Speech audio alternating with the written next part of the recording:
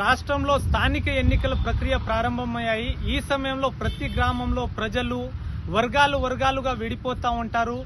కులాల వారీగా, మతాల వారీగా, కుటుంబాల వారీగా విడిపోతూ ఉంటారు.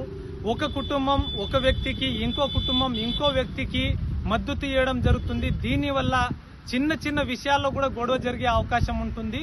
ఒకవేళ ఎలక్షన్ కమిషన్ సమయంలో, ఎలక్షన్ కోడ్ సమయంలో మీ మీద కేసు అయితే నెక్స్ట్ టైం ఎలక్షన్ జరిగినప్పుడు కానీ, అదేవిధంగా లా అండ్ ఆర్డర్ ఇష్యూ వచ్చినప్పుడు కానీ మిమ్మల్ని బైండ్ ఓవర్ చేసే అవకాశం ఉంటుంది. అదేవిధంగా మీ స్వతంత్రాన్ని హరించే అవకాశం ఉంటుంది. కాబట్టి దయచేసి గొడవలో పాల్గొనకండి. అదేవిధంగా నిరుద్యోగ యువతులు కూడా స్థానిక ఎన్నికల్లో చురుగ్గా పాల్గొంటారు.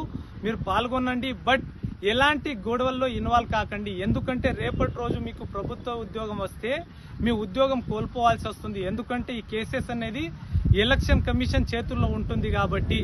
సో మనం మద్యానికి, బిర్యానీకి లొంగకుండా మంచి సమాజ నిర్మాణం కోసం మంచి నాయకుడిని ఎన్నుకుందాం. అదేవిధంగా భారతదేశ అభివృద్ధికి తోడ్పడదాం.